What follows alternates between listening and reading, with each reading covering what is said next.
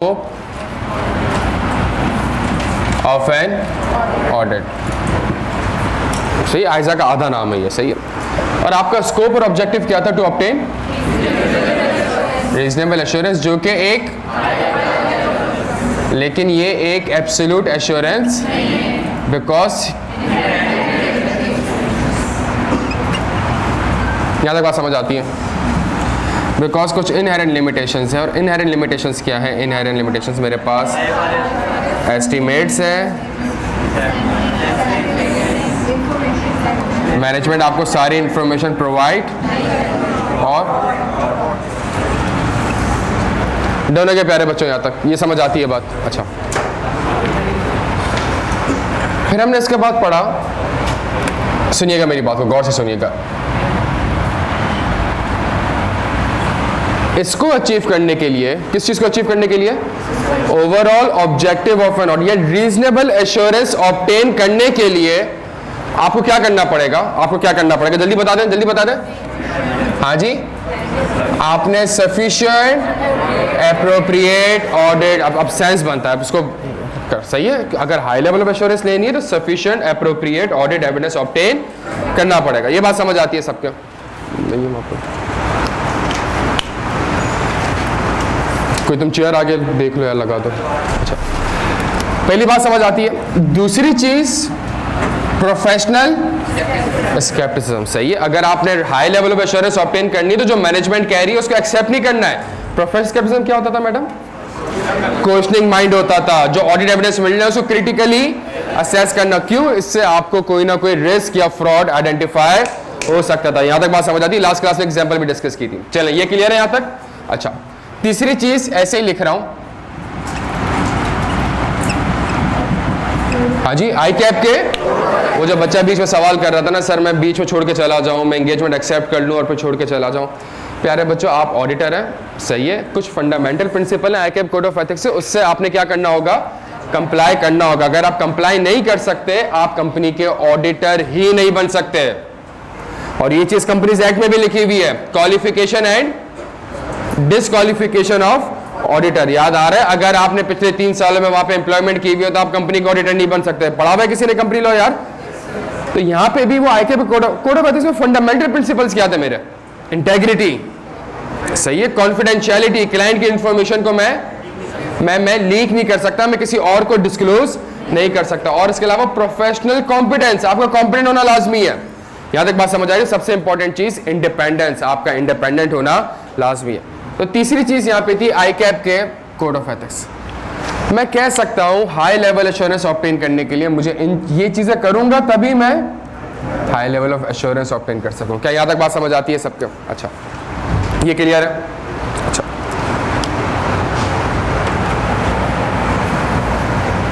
अगली चीज, जल्दी, अगली चीज आइजा 315 audit risk.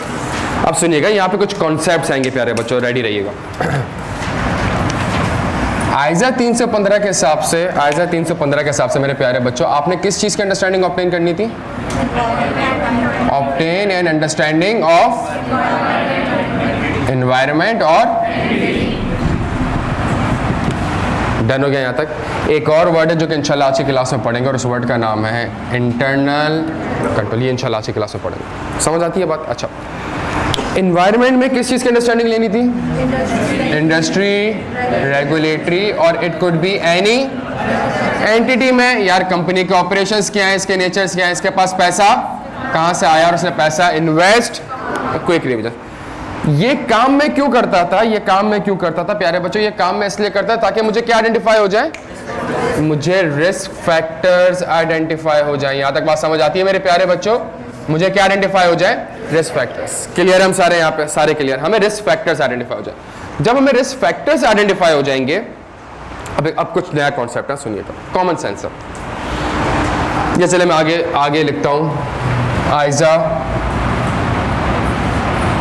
500 sufficient appropriate audit, और ऑडिट एविडेंस में मेरे पास क्या क्या अवेलेबल था? इंक्वायरी, इंस्पेक्शन, ऑब्जर्वेशन, रिकैलकुलेशन,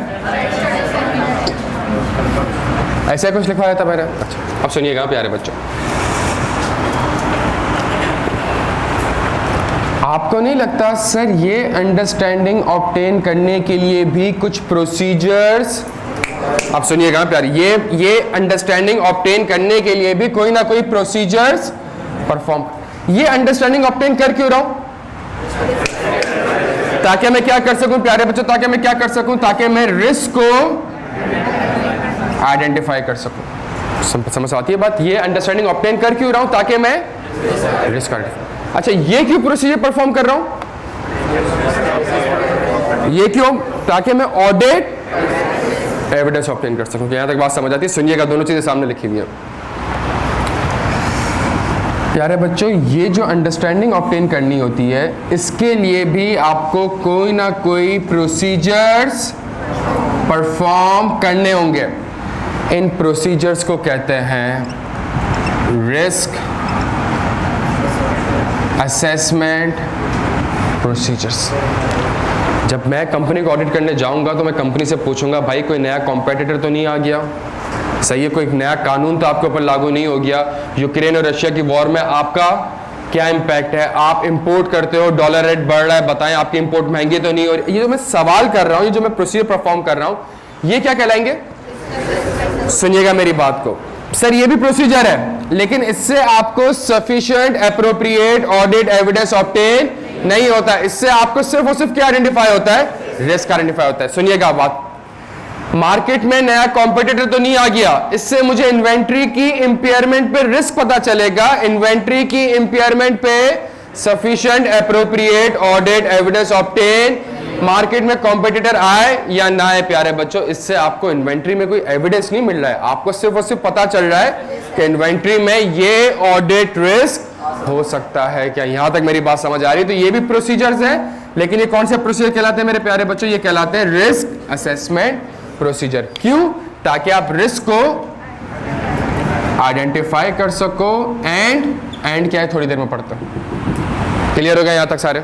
अच्छा सर, जब ये रिस्क असेसमेंट आप प्रोसीजर परफॉर्म करेंगे तो नॉर्मली जो रिस्क असेसमेंट प्रोसीजर आपके पास होता है अवेलेबल, वो एक होता है इंक्वायरी। आपने लीगल डिपार्टमेंट से इंक्वायरी कर ली, कोई नया लॉ एंड रेगुलेशन तो नहीं आ गया। आपने मार्केटिंग डिपार्टमेंट से इंक्वायरी कर ली, कोई मार्केट में नया कॉम्पिटिटर तो नहीं आ गया। और दूसरा तरीका है मेरे पास ऑब्जर्वेशन एंड इंस्पेक्शन। मैंने आर्टिकल ऑफ एसोसिएशन देख लिया ताकि मुझे पता चल जाए कंपनी के ऑपरेशंस क्या और नेचर ऑफ द एंटिटी क्या। मैंने बैंक का एग्रीमेंट देख लिया ये चेक करने के लिए कि बैंक से कितने का लोन लिया हुआ है, क्या कंडीशन है। क्या यहाँ तक बात समझ आती है प्यारे बच्चों? तो मैं इंक्वायरी, ऑब्जर्वेशन, इंस्पेक्शन, ये कंफर्मेशन क्यों नहीं आ रहा है यहाँ पे? वो तो एविडेंस है, उससे तो एविडेंस मिलेगा। कंफर्मेशन से तो एविडेंस थोड़ी चाहिए, मुझे तो सिर्फ एक प्लानिंग के लिए इंफॉर्मेशन चाहिए ताकि मैं ऑडिट रिस्क आइडेंटिफाई कर सकूं। आप आईक्यू का ऑडिट करने आएंगे तो आप सबसे पहला काम क्या करेंगे? जी आप कितने सब्जेक्ट्स ऑफर करते हैं, आपकी फीस कितनी है, सही है, आप क्या कहते हैं मार्केट में कोई नया कॉम्पिटिटर तो नहीं आ गया, आपके एक्सपेंस। इससे आपको रेवेन्यू पे कोई एविडेंस नहीं मिल रहा, लेकिन हाँ इससे आपको पता चल रहा है कि रेवेन्यू पे ये रिस्क हो सकता है। क्या यहाँ तक बात समझ आती है? क्लियर है प्यारे बच्चों सारे यहाँ तक? अच्छा बच्चों, ये जो रिस्क फैक्टर्स होते हैं, सुनिएगा मेरी बात, ये जो रिस्क फैक्टर्स होते हैं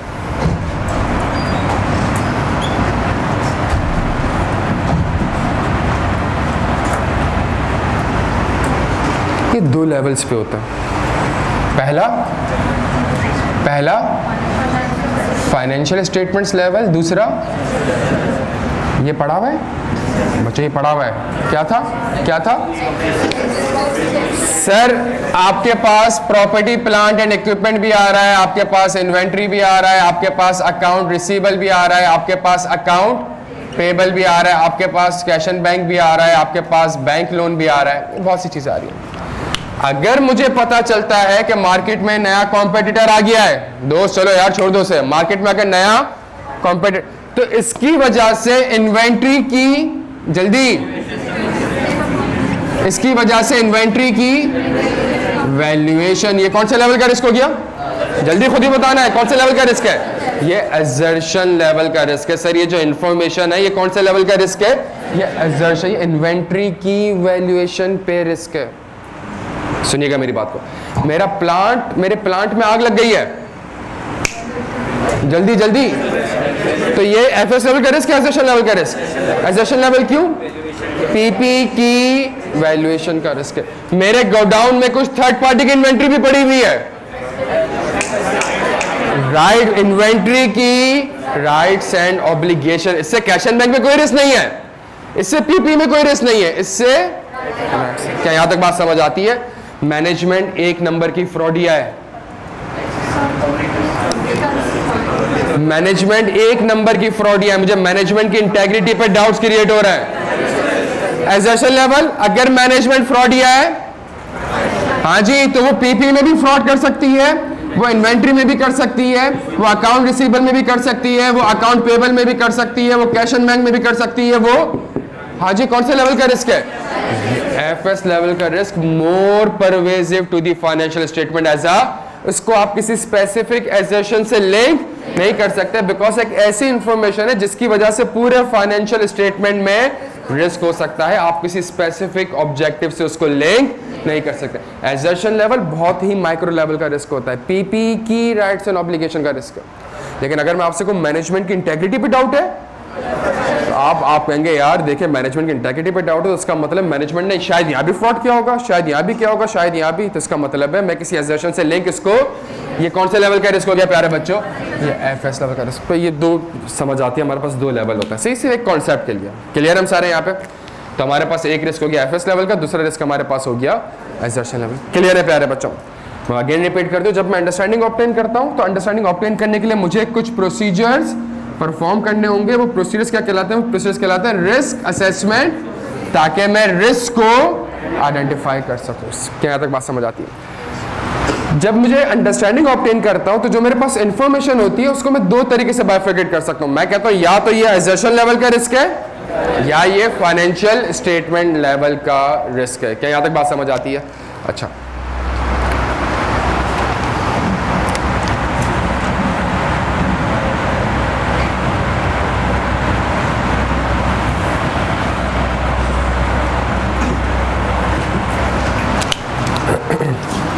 यहाँ तक क्लियर हो मेरे प्यारे बच्चों? बेहतरीन हो गया।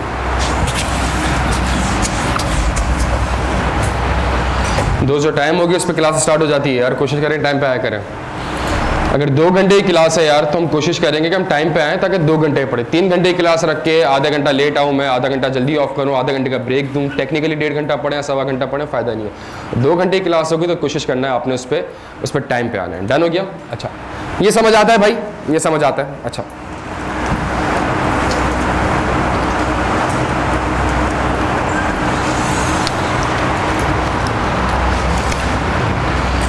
मैंने क्या क्या रिस्क आइडेंटिफाई किए होंगे? मैंने एक रिस्क, मैं भी टाइम पे ही आया हूँ, टाइम पे नहीं आया मैं। मैंने क्या क्या रिस्क आइडेंटिफाई किए होंगे? मैंने पहला रिस्क आइडेंटिफाई किया होगा रेंट एक्सपेंस। दूसरा रिस्क मैंने आइडेंटिफाई किया होगा लेट से इलेक्ट्रिसिटी। तीसरा रिस्क मैंने आइडेंटिफाई किया होगा किस चीज़ के ऊपर? प्रीपेमेंट्स के ऊपर। चौथा रिस्क मैंने आइडेंटिफाई किया होगा इम्पेयरमेंट ऑफ इन्वेंट्री। पांचवा रिस्क मैंने आइडेंटिफाई किया होगा impairment of account receivable. Done हो गया प्यारे बच्चों? डन हो गया। और एक और रिस्क मैंने आइडेंटिफाई किया होगा impairment of property plant and equipment. सब रेडी है? सब रेडी है? अब तक हमने 2 कॉन्सेप्ट पढ़े, ये पढ़ चुके थे, नाम उसको आज दिया, और ये एक नया पढ़ा है कॉन्सेप्ट। और एक कॉन्सेप्ट हमने पढ़ा है कौन सा? Risk assessment procedure. सही से उसका ओवरव्यू लिया हमने। अच्छा, मैं एज्यूम करता हूं मैं यहाँ पे भी 10 सैंपल्स वेरीफाई करता हूँ, यहाँ पे भी 10 सैंपल्स वेरीफाई करता हूँ, इसके भी 10 सैंपल्स वेरीफाई करता हूँ, इसके भी 10 सैंपल, इसके भी 10 सैंपल, इसके भी 10 सैंपल्स। क्या ये सही है? पूरे साल 100 ट्रांजैक्शन हुई है, मैं हर किसी की 10 चेक करता हूँ। आप सब तो सही है यार? पूरे साल 15 ट्रांजैक्शन हुई है, मैं 10 चेक कर रहा हूँ। सही है? मतलब सही है? पूरे साल हर रेंट एक्सपेंस पूरे साल 12 ट्रांजैक्शन हुई, हर महीने की 1 ट्रांजैक्शन, मैंने 10 वेरीफाई कर ली। इलेक्ट्रिसिटी एक्सपेंस पूरे महीने की कितनी ट्रांजैक्शन, पूरे साल की कितनी ट्रांजैक्शन हुई होगी? 12, मैंने कितनी वेरीफाई कर ली? अमन है? सुकून है? सफिशिएंट है? पर्सनल जजमेंट का कोई वर्ड नहीं होता, प्रोफेशनल जजमेंट का वर्ड होता है। पर्सनल जजमेंट कभी नहीं, सही है ना? पर्सनल जजमेंट कभी नहीं होती। क्लियर है बच्चों? क्लियर हम सारे यहाँ पे? बच्चों हम ऐसे करते नहीं हैं, हम इस तरीके से करते हैं। एक कॉन्सेप्ट है आइजा 315। आइजा 315 आपसे कहता है कि आपने क्या आइडेंटिफाई करना है? रिस्क। आपने कैसे करना है? ये कैसे करना है? समझ आ रही है? ये कर लेंगे तो जो इंफॉर्मेशन होगी उसको या तो इससे लिंक करना है या फिर इससे लिंक करना है। रिस्क आइडेंटिफाई हो गया मेरा, ये मैंने रिस्क आइडेंटिफाई किया है। इंपेयरमेंट ऑफ, सुनिएगा मेरी बात गौर से, मैंने जब एनवायरमेंट की अंडरस्टैंडिंग ली तो पता चला मार्केट में कौन आ चुका है। Therefore there is a risk of, कौन सी assertion? Value, inventory of valuation. तो मैंने कहा इंपेयरमेंट ऑफ इन्वेंट्री के ऊपर एक ऑडिट रिस्क है, रिस्क आइडेंटिफाई कर लिया। आइजा आपसे कहता है आपने सिर्फ रिस्क आइडेंटिफाई नहीं करना, आपने जो एक और काम करना है प्यारे बच्चों, जल्दी उसको असेस करना है। रिस्क को सिर्फ आइडेंटिफाई नहीं करना, रिस्क को उसकी असेसमेंट भी करनी है। क्या मतलब असेसमेंट का? मुझे टेक्निकल कॉन्सेप्ट है, आ जाए, और इसका आंसर लिखा हुआ है बोर्ड पे। आइजा कहता है आप एक कंपनी का ऑडिट करते हैं तो 500 रिस्क आइडेंटिफाई करते हैं। 500 रिस्क बराबर नहीं है। 500 रिस्क, क्या ये सारे रिस्क बराबर है बच्चों? क्या सारे रिस्क बराबर हैं? आइजा कहता है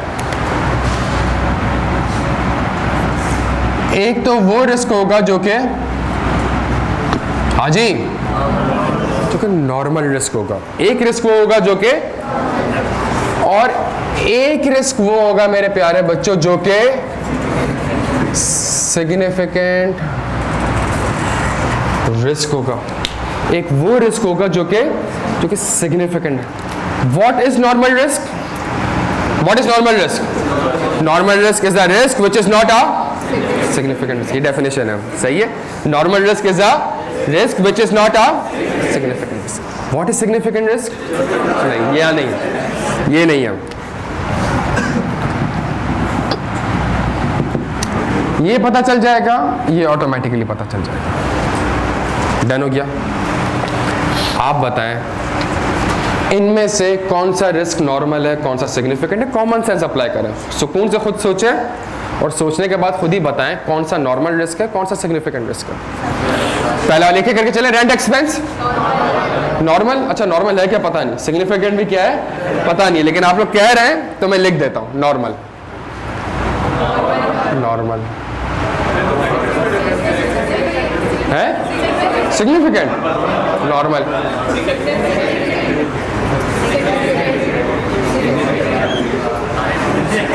आगे बढ़े, आंसर सही है आप लोगों का, आंसर बिल्कुल सही है। सर शुरू के 3 रिस्क जो है वो, उसकी जो असेसमेंट है वो नॉर्मल रिस्क है, वो लो रिस्क है। आखिरी के जो 3 रिस्क है उसकी असेसमेंट हाई रिस्क है, सिग्निफिकेंट रिस्क है। अमन क्यों? हाँ दोस्त, क्लास टाइमिंग का ख्याल रखना है यार प्लीज मेरे प्यारे बच्चों, ऐसा ना करें। हाँ जी,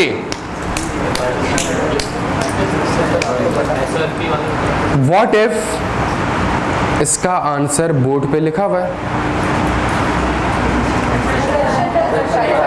एजर्शन लेवल नहीं, एफएस लेवल बिल्कुल नहीं, ऑडिट रिस्क बिल्कुल नहीं। इसका जवाब बोर्ड पे लिखा हुआ है। नहीं, पढ़ाई नहीं है।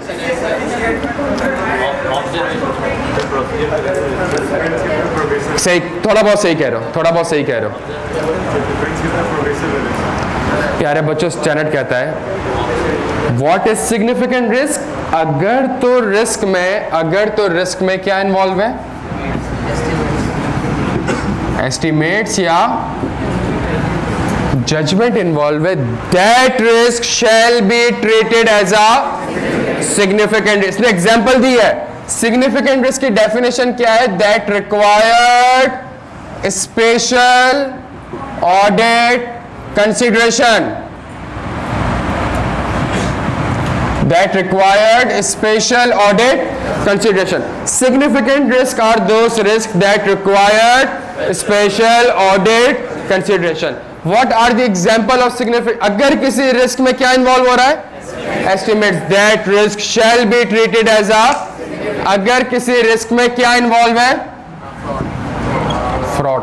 That risk shall always be treated as a, दो तीन एग्जांपल्स और हैं लेकिन उसको नहीं पढ़े, हम सिर्फ दो वर्ड्स यूज कर रहे हैं। कौन से? Estimates and. क्या यहां तक बात समझ आती है? अब तो कोई समझा दे, अब तो कोई समझा दे। सर रिस्क आइडेंटिफाई क्यों करते? समझ आता है क्यों करते हैं रिस्क आइडेंटिफाई? ताकि ऑडिट प्रोसीजर परफॉर्म करें। अब सुनिएगा मेरी बात को, रिस्क आइडेंटिफाई क्यों करते हैं? रिस्क को एजर्शन लेवल पे क्यों आइडेंटिफाई करते हैं? ताकि उसी एजर्शन लेवल के अगेंस्ट प्रोसीजर, एग्जिस्टेंस के अगेंस्ट, एग्जिस्टेंस का प्रोसीजर। समझ आती है बात? रिस्क आइडेंटिफिकेशन की लॉजिक समझ आती है। रिस्क असेसमेंट की क्या लॉजिक है? तीन चीजें हैं, लॉजिक और लिंकिंग। दोनों चीजें बोर्ड में लिखी हुई हैं। मैं आपसे बार बार कह रहा हूं, पुरानी क्लासेस तमीज से लेंगे, खुद ब खुद आंसर पता चलेगा और सोचेंगे। मैं नहीं पढ़ाऊंगा, खुद ही पढ़ना है। नहीं, हाँ जी जी सर। सर ये दोनों मेरी क्या है प्यारे बच्चों? ये दोनों मेरी इनहेरेंट लिमिटेशंस हैं। ये दोनों की दोनों मेरी क्या है? ये दोनों की दोनों मेरी।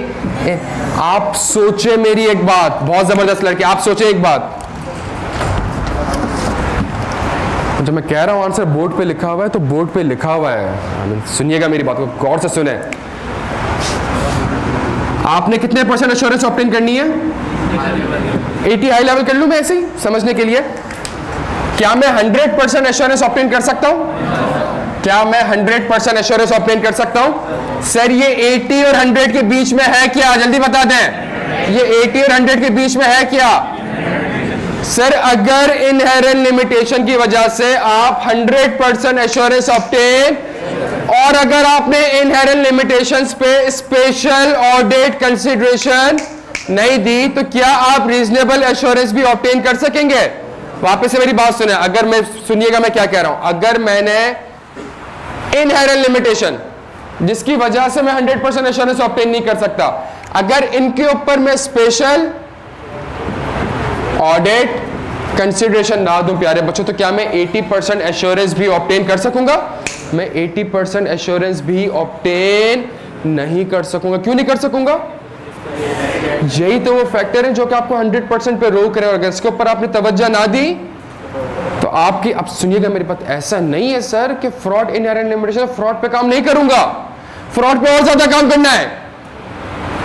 ऐसा नहीं है कि एस्टिमेट्स इनहेरेंट लिमिटेशन है तो एस्टिमेट्स पे काम नहीं करूंगा, एस्टिमेट्स पे और काम करना है। क्यों काम करना है? क्यों? बिकॉज यही तो वो रीजन है जो कि आपको 100% एश्योरेंस ऑब्टेन करने, और अगर उसके ऊपर आपने तवज्जो ना दी, स्पेशल ऑडिट कंसीडरेशन ना दी, तो आप शायद रीजनेबल एश्योरेंस भी ऑब्टेन ना कर सके। प्यारे बच्चों क्या यहां तक बात समझ आती है? क्या यहां तक बात समझ आती है? इसकी लिंकिंग समझ आ गई बच्चों? जल्दी, इसकी लिंकिंग समझ आ गई? कहां से लिंक्ड हो रहा है ये? कहां से लिंक्ड हो रहा है? इनहेरेंट लिमिटेशन से लिंक्ड हो रहा है। इनहेरेंट लिमिटेशन कहां से लिंक्ड हो रहा है? आइजा 200 के 5 एलिमेंट्स। अब आप एक फ्लो देखें प्यारे बच्चों, तो चीजें आपको आपस में लिंक्ड होते हुए दिखें। मेरा एक आखिरी सवाल, मैडम असेसमेंट का कॉन्सेप्ट क्यों आया? इसकी लॉजिक क्या है?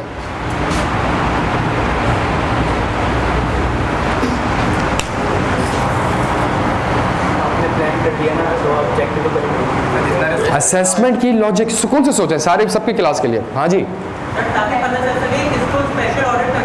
नहीं वो तो बता दिया। सॉरी,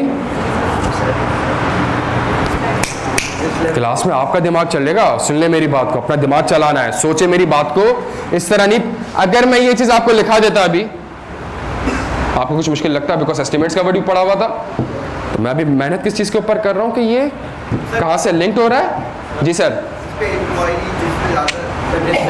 कुछ सही कह रहे हो, बोलो, वापस बोलो।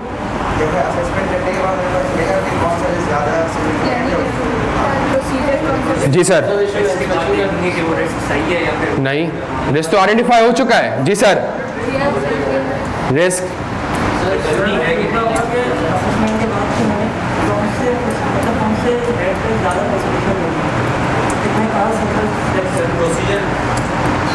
सही कह रहे हो बोलो।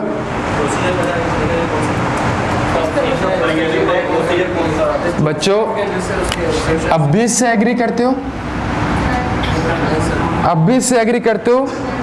अब भी इन्वेंट्री पे 10 सैंपल करोगे और रेंट एक्सपेंस पे भी 10 सैंपल करोगे? नहीं, अब इन्वेंट्री पे ज्यादा सैंपल्स करूंगा और रेंट एक्सपेंस पे। प्यारे बच्चों, असेसमेंट का कॉन्सेप्ट इसलिए आया है बिकॉज आप ऑडिट करते किस बेसिस पे हो, और आपके पास टाइम एंड कॉस्ट कम है। आपके पास जब टाइम एंड कॉस्ट कम है आपके पास, तो वो टाइम और कॉस्ट आप वहां एलोकेट करें जहां रिस्क ज्यादा है, रादर देन आप वहां एलोकेट करें जहां पे रिस्क कम है। शुरू के 3 एरियाज में रिस्क कम है, मैनेजमेंट यहां पे फ्रॉड नहीं कर सकती, यहां पे एरर के चांसेस कम है, लेकिन इन 3 एरियाज में एरर और फ्रॉड के चांसेस ज्यादा है। क्यों? बिकॉज एस्टिमेट से तो मैनेजमेंट फ्रॉड भी कर सकती है और एस्टिमेट्स में गलती के चांसेस भी ज्यादा होते हैं। तो आप सीनियर मैनेजर को, डायरेक्टर को, पार्टनर्स को, टीम को, सैंपल्स को यहां पे ज्यादा एलोकेट करेंगे। ऐसा नहीं है ऑडिट प्यारे बच्चों कि आप एक एक चीज जो हमने पहली क्लास में पढ़ी होगी ना उसका आंसर आज मौजूद होगा। और मैं यही समझाने और आगे आप सोचे जब हम पढ़ रहे होंगे तो कितना कुछ आगे से आगे लिंक्ड हो रहा होगा। मैं एक चीज समझाने की कोशिश कर रहा हूं, जब तक हमें देखें, कुछ समझ आया आपको? पेपर में क्या सवाल आएगा? मैं सवाल करा नहीं रहा, आज की क्लास में कोई हैंड आउट नहीं, बट पेपर में सवाल क्या आएगा? पहला सवाल आएगा रिस्क की 2 असेसमेंट बता दो, जल्दी बता दो। नॉर्मल रिस्क और असेस सिग्निफिकेंट रिस्क की डेफिनेशन बता दो। स्पेशल ऑडिट, अच्छा कुछ एग्जांपल्स दे दें, समझ आ गई बात? अगर पेपर में सवाल आया, क्या सवाल है कि एक जूनियर है, उसने इंपेयरमेंट ऑफ इन्वेंट्री के ऊपर सिग्निफिकेंट रिस्क आइडेंटिफाई नहीं किया और उसने कहा इससे तो कुछ फर्क ही नहीं पड़ता, अब आपने आंसर लिखना, तो अब आप कहेंगे भाई इंपेयरमेंट ऑफ इन्वेंट्री में क्या इन्वॉल्व है? It shall be treated as इसकी असेसमेंट क्या होनी चाहिए, और चूंकि सिग्निफिकेंट रिस्क होगा तो इंपेयरमेंट की इन्वेंट्री में स्पेशल। समझ रहे हैं मेरी बात को? जब लॉजिक एक चीज की पता होगी तो आप एक अच्छा आंसर प्रोड्यूस कर सकेंगे। क्या यहाँ तक बात समझ आती है? और क्लास के एंड में भी इसको एक इक्वेशन से बताऊंगा कि क्यों हम ये असेसमेंट पढ़ रहे हैं। क्लियर है प्यारे बच्चों? तो हमने सिर्फ रिस्क को आइडेंटिफाई नहीं करना होता, उस रिस्क की असेसमेंट भी करनी होती है। असेसमेंट क्या है? नॉर्मल रिस्क और what is significant risk that required. और सिग्निफिकेंट रिस्क में प्यारे बच्चों हमारे पास क्या इन्वॉल्व है? एस्टिमेट्स। और अगर किसी रिस्क में ये इन्वॉल्व है, क्या रेंट एक्सपेंस में फ्रॉड और एस्टिमेट्स इन्वॉल्व है, तो इसका मतलब ये सिग्निफिकेंट रिस्क नहीं है, नॉर्मल रिस्क और those risk which are not significant risk. अच्छा, इलेक्ट्रिसिटी एक्सपेंस एस्टिमेट्स इन्वॉल्व होते हैं। मुझे लग रहा है मेरा इलेक्ट्रिसिटी का बिल 50,000 रुपए का आएगा, नहीं ऐसा नहीं है, जो बिल आएगा वही रिकॉर्ड करूंगा ना यार, समझ आती है? प्री पेमेंट्स, मैंने 12 लाख रुपए साल के शुरू में पे कर दिए मैंने, सही है, हर महीने 1-1 लाख प्री पेमेंट को मैं क्रेडिट करता रहूंगा। रेंट एक्सपेंस को ना कोई फ्रॉड है ना इसके अंदर कोई एस्टिमेट्स इन्वॉल्व है, normal risk. Impairment of inventory, estimates क्यों इन्वॉल्व है? IS2 कहता क्या है? Inventory shall be recorded at, NRV क्या है? Estimated selling price. आपको क्या लगता है कितने की बिकेगी ये इन्वेंट्री? 100 रुपए का रिसीवेबल है मेरा, आपको क्या लगता है कि कितना पैसा आपको रिसीव होगा? 90 रुपए रिसीव होगा, 10 रुपए का बैड एक्सपेंस होगा, आप 95 भी रिसीव हो सकते हैं। और उसको वेरीफाई करने के लिए कोई इनवॉइस थोड़ी होगी, रेंट एक्सपेंस को वेरीफाई करने के लिए इनवॉइस होगी मेरे पास। देखिए, अगर आप IQ का ऑडिट करेंगे तो रेवेन्यू को वेरीफाई कर सकते हैं आप, हाँ भाई एडमिशन फॉर्म दिखाओ, लेकिन जो रिसीवेबल आ रहा होगा उसमें से कितना मिलेगा उसके अगेंस्ट को इनवॉइस थोड़ी होगी, उसके अगेंस्ट को एडमिशन फॉर्म थोड़ी होगी। ये तो एक जजमेंट होगी कि भाई मुझे लगता है 10% स्टूडेंट शायद कंप्लीट फीस पे ना करें, लेट से। क्या यहाँ तक बात समझ आती है आपके? अच्छा जी, क्लियर है प्यारे बच्चों हम सारे यहाँ तक?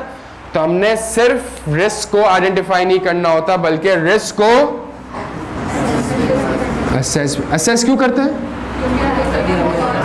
ताकि हमें पता चल सके हमने टाइम और एफर्ट्स किस जगह लगा रहे हैं। हमारे पास टाइम कम है, हमारे पास एफर्ट्स कम है, तो हम उन एरियाज में लगाएं जिसकी वजह से मैं एब्सोल्यूट एश्योरेंस ऑब्टेन नहीं कर सकता। क्योंकि जब मैं एब्सोल्यूट, अब मेरी बात लड़के, तुम्हारा एक सवाल था क्लास में, सर इस तरह तो ऑडिटर हमेशा यही बोलेगा एस्टिमेट्स है।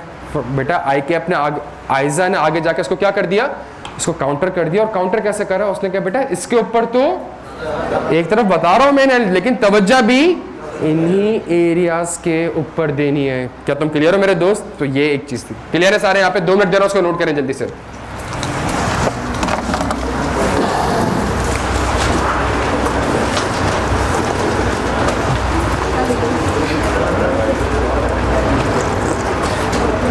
ऑनलाइन वालों आप लोग क्लियर हो बेटा?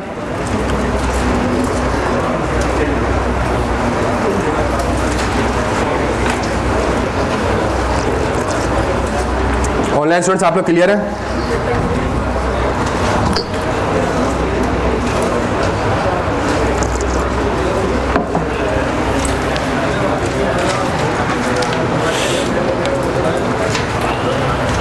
जी सर।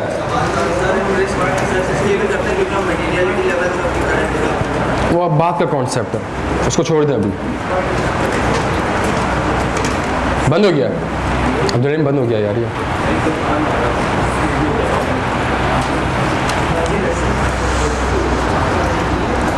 बच्चों एक चीज आपसे रिक्वेस्ट है मेरी, एक रिक्वेस्ट है, जो मैं आपसे बात करूंगा उसका आंसर हम ऑलरेडी पढ़ चुके होंगे। आज की क्लास में अगर हमने टाइम लगाया किसके ऊपर, असेसमेंट के ऊपर, इसके ऊपर अगर मैंने आपसे कोई सवाल पूछे तो आप यकीन करें इसका जवाब ऑलरेडी पिछली क्लासेस में कवर्ड, आपने सोचना है सिर्फ। और अगर आप सोच रहे हैं तो ये अच्छी बात है, सही है, समझ आ रही है। अगर आप सोचेंगे, अजीब बेवकूफ़ी है एस्टिमेट्स फ्रॉड का रट्टा मैं आज 200 के वक्त भी लगाऊं, 315 पढ़ते हुए भी इन्हीं 2 वर्ड्स का वापस से, और मुझे पता ही नहीं कि वहाँ पे ये वर्ड्स क्यों आ रहे हैं और यहाँ पे ये वर्ड्स क्यों आ रहे हैं, और दोनों वर्ड्स आपस में लिंक्ड हो। क्या तक बात समझ आ रही है? हाँ जी, सॉरी, जबरदस्त जबरदस्त, बिल्कुल जबरदस्त।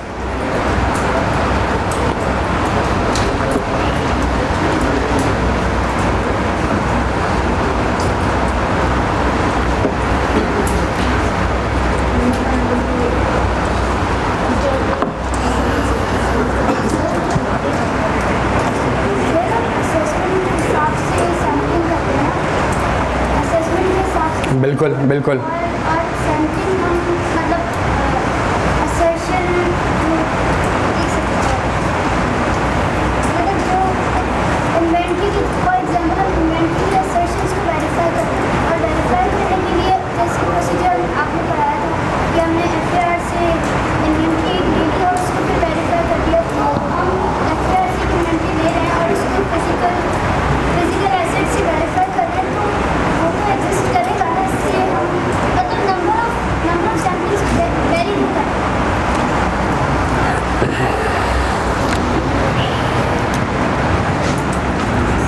इन्वेंट्री कितनी असर्शंस है?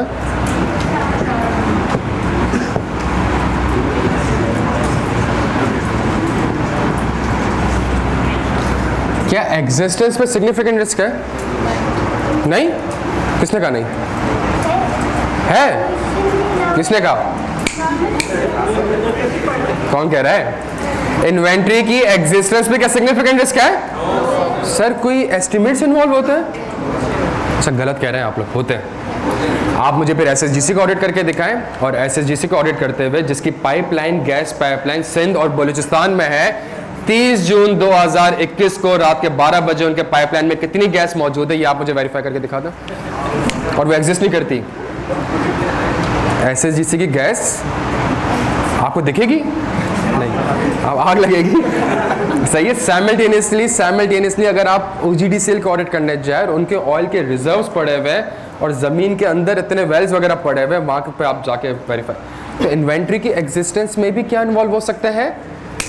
एस्टिमेट्स इन्वॉल्व हो सकते हैं। It could be significant risk, it could be IQ की इन्वेंट्री को ऑडिट करने आओगे प्यारे बच्चों, तो एग्जिस्टेंस के ऊपर कोई रिस्क नहीं है, नॉर्मल रिस्क है। क्यों नॉर्मल रिस्क है? तो मेरे हिसाब से मेरे पास 100 चेयर्स है, नहीं भाई सही है, या काउंट करते भी 150 हो गई, ऐसा नहीं है। समझ आ रही है? बस में कोई एस्टिमेट्स इन्वॉल्व नहीं होता। तो एज्यूम करता हूँ इन्वेंट्री की एग्जिस्टेंस में कोई एस्टिमेट्स इन्वॉल्व नहीं हो रहा, तो कौन सा रिस्क हो गया? Normal risk. कंप्लीटनेस में कोई एस्टिमेट्स इन्वॉल्व नहीं हो रहा, normal risk. Rights and obligation estimates है। मुझे लगता है नहीं, बल्कि छोड़े, सॉरी, मुझे लगता है कि ये मेरी गाड़ी है, नहीं ऐसा भैया तो है, मुझे लगता है ये मेरा अब्बू, नहीं यार भैया सही, कोई एस्टिमेट्स नहीं है ना, जजमेंट्स नहीं है इसके अंदर, सही है। तो राइट्स बचा क्या? हाँ सर, इन्वेंट्री की वैल्यूएशन में क्या इन्वॉल्व हो सकते हैं? Estimates involve. तो ये मेरे, अब सुनिएगा, आपके पास इन्वेंट्री में 4 रिस्क है, बट इन्वेंट्री के शुरू के 3 रिस्क, जल्दी, और 1 रिस्क। मुझे बताएं, इन्वेंट्री पे जब आप ये लिख रहे थे select sample, select sample, select sample, शुरू के 3 कैटेगरी में आपके सैंपल साइज कम होंगे, यहाँ पे आपके सैंपल साइज ज्यादा होंगे। क्यों ज्यादा होंगे? इसमें सिग्निफिकेंट रिस्क है, इसमें आपको स्पेशल ऑडिट कंसिडरेशन देनी होगी प्यारे बच्चों को। यहाँ तक बात समझ आती है? जी सर। नंबर ऑफ सैंपल्स आपने लिखना ही नहीं है पेपर में, फ्यू, हाई, ये भी लिखने की जरूरत नहीं है। अगर वो आपसे पूछता है कि रिस्क, अच्छा अगर पेपर में सवाल आ जाए, हमने लास्ट क्लास में सवाल क्या पढ़ा था? Evaluate the audit risk in the identify and, तो हमने सवाल पढ़ा था प्यारे बच्चों, सवाल में लिखा हुआ क्या था? जल्दी, अगर सवाल आ जाए identify, evaluate and assess the risk of material, तो एक कॉलम में आप रिस्क बताएंगे, अगले कॉलम में उसकी असेसमेंट बता देंगे। तो करेंगे, पढ़ेंगे सारा आगे जाके। अभी सिर्फ एक कॉन्सेप्ट कि यार हमारे पास रिस्क के भी कुछ लेवल्स होते हैं और रिस्क की भी कुछ असेसमेंट्स होती हैं। एक असेसमेंट मेरे पास है, कौन सी? Significant risk. सिग्निफिकेंट रिस्क क्या होती है? That required special audit consideration, और उसके अंदर क्या फैक्टर्स इन्वॉल्व हो सकते हैं? Estimates and fraud. क्या यहाँ तक बात समझ आती है बच्चों? जी सर। अच्छा देखिए, फ्रॉड और एरर में बुनियादी फर्क किस चीज का है? आइज़ा 240 में हम नियत को पढ़ेंगे इंशाल्लाह, कि कुछ फैक्टर्स ऐसे होते हैं जिससे मुझे लगता है, मुझे मैनेजमेंट की नियत लग रही है कि वो यहाँ पे फ्रॉड कर सकता है। अगर आप कहते हो तो मैं आपको 2 एग्जांपल्स दे देता हूँ, सिर्फ आपके कहने पे, सही है? मैंने सेल्स डिपार्टमेंट को कहा अगर इस साल रेवेन्यू 100 मिलियन का हो गया तो मैं 5 मिलियन का बोनस दूंगा। क्या रेवेन्यू पे फ्रॉड का रिस्क है? क्यों? अब नियत है उसकी। अगर मैं कहूं बेटा कुछ भी सेल्स हो रहा है, तेरे को सैलरी इतनी मिलनी है, क्या वो रेवेन्यू बढ़ाने की कोशिश करेगा? क्या वो रेवेन्यू, आप समझ रहे, इंफॉर्मेशन आई तो उससे मुझे लगा कि यार रेवेन्यू में फ्रॉड का रिस्क हो सकता है, तो वो फैक्टर्स जब हमें पता चलता है तो उसके ऊपर हम कोई ना कोई रिस्क आइडेंटिफाई कर सकते हैं। क्लियर है? 240 में पढ़ेंगे इंशाल्लाह डिटेल में। जी सर। ऑब्टेन एंड आईसी पढ़ाई नहीं, आज पढ़ना है। Full form internal control.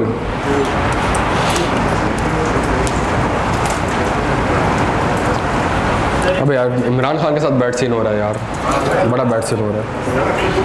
हाँ जी, नेक्स्ट टाइम आने दे।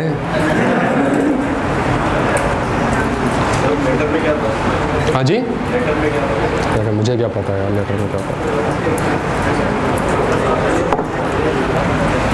बच्चों याद है मैंने? चलिए जी आ जाएं बच्चों, याद है मैंने? सारे सब क्लियर है यहाँ पे? मुझे ये वर्ड समझ आता है असेसमेंट का, क्लियर है? अच्छा, तो 315 में हमने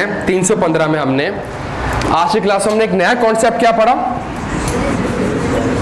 और इसकी डेफिनेशन क्या है? Risk assessment procedures are those procedures that helps the auditor या that assist the auditor in risk identification and assessment. समझ आ रही है? रिस्क को आइडेंटिफाई करने के लिए रिस्क फैक्टर्स, असेसमेंट 2 लेवल पे होगी, या तो नॉर्मल रिस्क होगा या फिर सिग्निफिकेंट। क्या यहाँ तक बात समझ? जब मैं रिस्क आइडेंटिफाई कर लेता हूँ प्यारे बच्चों, तो उसके बाद में क्या करता हूँ? जल्दी से बता दें। सफिशिएंट ऑडिट एविडेंस ऑफ, यही करता हूँ मैडम, नोट ना करें, याद है? Sufficient appropriate audit. बच्चों ये भी ऑडिट प्रोसीजर, ये भी प्रोसीजर्स है, जल्दी आ जाएं प्यारे बच्चों, ये भी प्रोसीजर्स है मेरे प्यारे बच्चों, ये भी एक ऑडिट प्रोसीजर्स है। सर ये भी प्रोसीजर्स है और ये भी प्रोसीजर्स है, दोनों में फर्क क्या है? जल्दी छेती। इससे रिस्क आइडेंटिफाई होगा, इससे रिस्क असेस होगा, इन प्रोसीजर से सफिशिएंट एप्रोप्रिएट ऑडिट। क्या दोनों में फ़र्क समझ आता है प्यारे बच्चों? आपकी जिम्मेदारी सफिशिएंट एप्रोप्रिएट ऑडिट, उसके लिए आपको प्रोसीजर परफॉर्म करना है। प्रोसीजर तभी परफॉर्म करोगे जब पता होगा कि आपके फाइनेंशियल स्टेटमेंट्स में रिस्क कहाँ कहाँ पर है। क्लियर हम सारे यहाँ पे? अच्छा,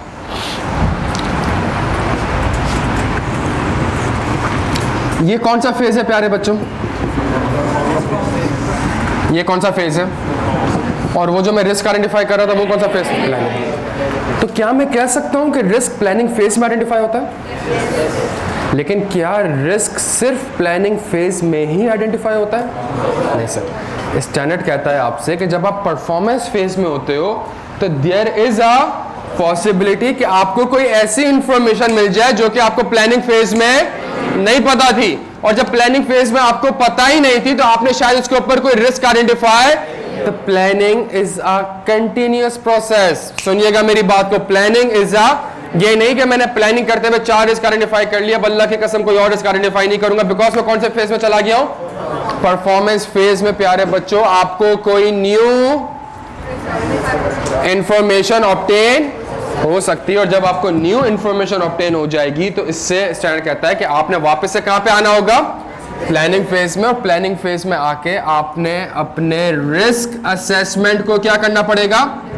रिवाइज करना पड़ेगा। और जब रिस्क असेसमेंट आपकी रिवाइज हो जाएगी, इट मींस कोई न्यू ऑडिट रिस्क आइडेंटिफाई हो जाएगा। तो न्यू ऑडिट रिस्क आइडेंटिफाई करें और फिर उसके अगेंस्ट अगेन ऑडिट। मैं नेशनल बैंक को ऑडिट कर रहा था, हमारे वहमो गुमान में भी नहीं था कि यूएस $55 मिलियन की पेनल्टी मार देगा। आप सबने पढ़ा हुआ है वो आर्टिकल, सही है? यूएस ने, मैंने कोई रिस्क आइडेंटिफाई नहीं किया था। सुनिएगा, मैं 31 दिसंबर 2021 का ऑडिट कर रहा हूँ नेशनल बैंक का। 31 दिसंबर तक मेरी प्लानिंग कंप्लीट हो चुकी थी, उसके ऊपर मैंने इसका कोई भी रिस्क आइडेंटिफाई क्यों नहीं किया था? बिकॉज हमारे कोई इन्फॉर्मेशन ही नहीं थी कि लगे। ऑडिट रिपोर्ट साइन हुई है 8 मार्च को, और 28 फ़रवरी को या 29 फ़रवरी को या 27 फ़रवरी को एक लेटर आता है रात के 11 बजे कि यूएस ने, आप सोचे मैं मार्च में खड़ा हुआ था, मैं तो परफॉर्मेंस भी कंप्लीट कर चुका था, मैं तो रिपोर्ट साइन करने वाला था 1 हफ्ते बाद, और मेरे पास एक न्यू इन्फॉर्मेशन आई। और वो न्यू इन्फॉर्मेशन क्या आई? कि भाई यूएस ने, मैं फौरन से प्लानिंग फेज में गया, और मुझे प्लानिंग फेज में मैंने एक नया रिस्क कि जी रिस्क है कि मैनेजमेंट ने पेनल्टी सही रिकॉर्ड नहीं की होगी, एक नया रिस्क आइडेंटिफाई किया और उस रिस्क के अगेंस्ट फिर मैंने ऑडिट प्रोसीजर परफॉर्म किया। क्या यहाँ बात आपको समझ आती है? Risk identification assessment is not the isolated process कि नहीं बस यहाँ तक कर ली तो कर ली, आगे नहीं कर सकते, आगे जाके कोई नई इन्फॉर्मेशन आपको ऑब्टेन हो सकती है। जब नई इन्फॉर्मेशन आपको ऑब्टेन हो सकती है तो आप अपने रिस्क असेसमेंट को रिवाइज कर सकते हो। क्या यहाँ तक प्यारे बच्चों बात समझ आती है? इसको नोट करना है, नोट करें, फिर आगे डिस्कस करते हैं। यार उसको बोल, अब्दुल रहीम, उसको बोलो पानी दे दे यार।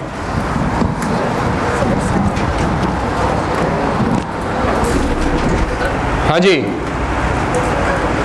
अच्छा पढ़ा हुआ है, सॉरी, है अब्दुल रहीम।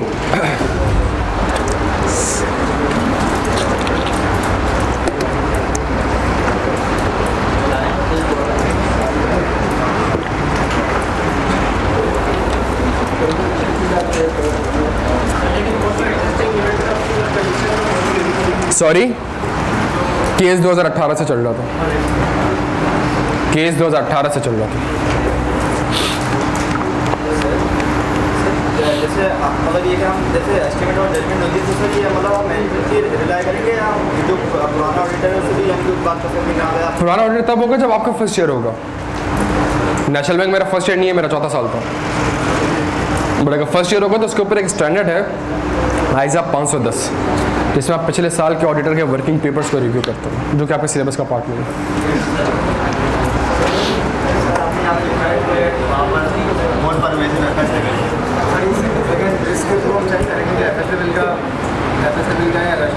जो रिस्क फैक्टर्स आपको मिलेंगे ना, उससे आपने लिंक करना होगा कि ये एफएस लेवल का या एजर्शन लेवल का। रिस्क फैक्टर को लिंक करना होगा एफएस लेवल पे या एजर्शन लेवल पे। बच्चों ये रिस्क फैक्टर्स है, इस रिस्क फैक्टर को मुझे लिंक करना होगा किससे? एफएस लेवल या फिर एजर्शन लेवल या एफएस लेवल। जब लिंक कर दूंगा तो फिर मैं कोई ना कोई रिस्क आइडेंटिफाई करूंगा, और जब रिस्क आइडेंटिफाई करूंगा तो अगला काम क्या करूंगा? उसकी उसकी असेसमेंट करूंगा कि यहाँ तक बात समझ आती है। तो ये स्ट्रक्चर है। आइजा 315 का ऑब्जेक्टिव है to identify and assess the audit risk. अच्छा, इसको ऑडिट रिस्क भी कहते हैं, सुन ले इसको ऑडिट रिस्क भी कहते हैं, इसको risk of material miss statement भी कहते हैं, इसको ROMM भी कहते हैं, इसको ऑडिट रिस्क भी आप कह सकते हैं, इसको आप risk of material miss statement. अब ये वर्ड क्यों बता रहा हूं, बिकॉज लास्ट क्लास में हमने मटीरियल मिस स्टेटमेंट का वर्ड पढ़ लिया। तो risk of material miss statement के यहां पे एक मटीरियल मिस स्टेटमेंट हो सकती है। रिस्क है मेरा कि इन्वेंट्री की इंपेयरमेंट पे एक risk of material miss statement हो सकती है। क्या हो सकती है कि मैनेजमेंट ने इंपेयरमेंट रिकॉर्ड नहीं की होगी। क्लियर है प्यारे बच्चों, यहां तक इसको नोट कर लिया आप लोगों ने।